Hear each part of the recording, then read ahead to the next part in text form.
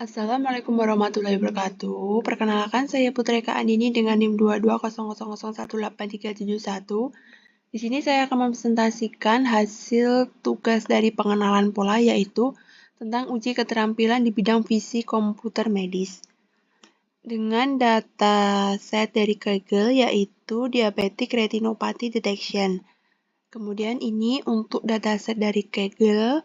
Berhubung dari kemarin saya sudah mencoba untuk menggunakan melalui Google Colab, tapi tidak bisa.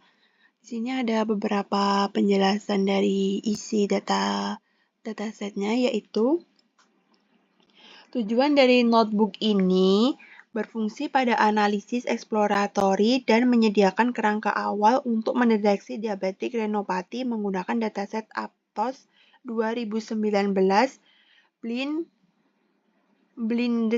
blindness detection masalah klasifikasi gambar retina ke 5 kelas keparahan yang berbeda. Isi utama dari notebook ini yaitu yang pertama, analisis data dan visualisasi. Yang pertama, meninjau distribusi kelas 0 sampai 4, mengidentifikasi ketidakseimbangan atau imbalance. Yang kedua yaitu menampilkan contoh gambar retina dari masing-masing kelas. Kemudian isi utama yang kedua yaitu pra-proses gambar. Ada crop untuk menghilangkan area gelap di pinggir gambar. Yang kedua, circular crop untuk memfokuskan cakram retina. Yang ketiga, penerapan Bingrams method atau operasi weighting burst sharpen demi memperbaiki pencahayaan. Isi utama yang ketiga yaitu augmentasi data. Yang pertama, flip horizontal, vertikal, rotasi 0 sampai 360 derajat, zoom dan variasi brightness. Yang kedua yaitu membantu dataset kecil yang terdiri dari 3.662 gambar agar lebih bervariasi dan reduksi overfitting. Isi utama yang keempat yaitu model baseline dan transfer learning. Yang pertama, baseline CNN sederhana, skor Chopin Kappa yaitu 0,55, hasilnya itu kurang optimal. Kemudian transfer learning menggunakan VGG16 dan CNET 121, ResNet 152, Efficient dan Exception. Yang pertama yaitu DCNet 121 unggul dengan kappa 0,93. Kemudian dari VGG16 dan Exception juga menunjukkan performa tinggi. Kemudian isi utama yang kelima yaitu prediksi dan deployment. Yang pertama fungsi pipeline, crop, resize, augmentasi, dan prediksi. Kemudian hasil klasifikasi di deploy via Flex memungkinkan user mengunggah gambar dan melihat tahap di R. Kemudian kesimpulan dari notebook ini yaitu pra-proses dan augmentasi yang baik sangat penting untuk data citra medis. Yang kedua yaitu transfer learning seperti counter densenet, VGG, exemption jauh lebih efektif ketimbang model CNN standar. Kemudian ada output dari dataset tersebut. Ini ada beberapa impor.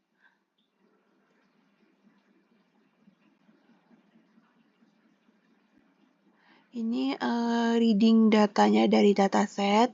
Ini untuk hasilnya. Ini untuk hasil visualisasi dari datasetnya.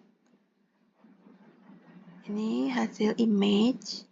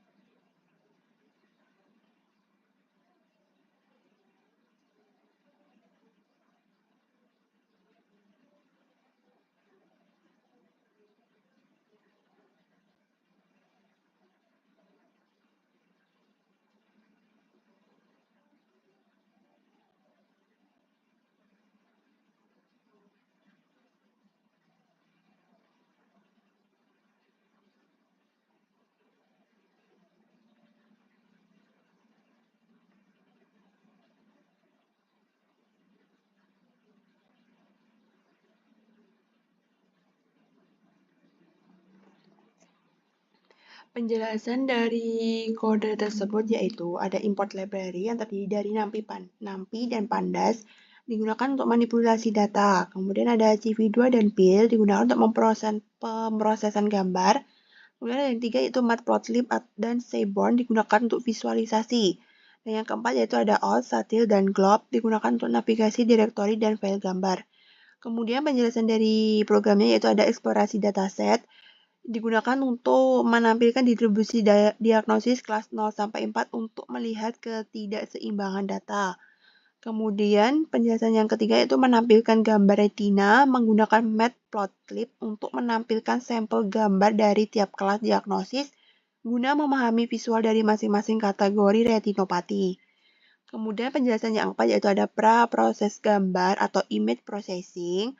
Yang pertama itu fungsi crop tepi hitam, kemudian circular crop membuat fokus hanya pada bagian retina.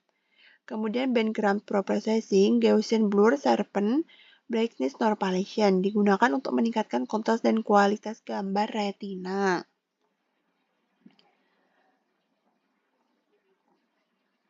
Kemudian kelima yaitu augmentasi gambar.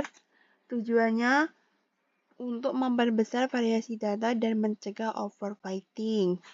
Terus yang keenam yaitu pembuatan model CNN. Model dibuat menggunakan sequential API. Kemudian ada transfer learning, model pretrainnya seperti VGG16, DenseNet 121, dan ResNet 50.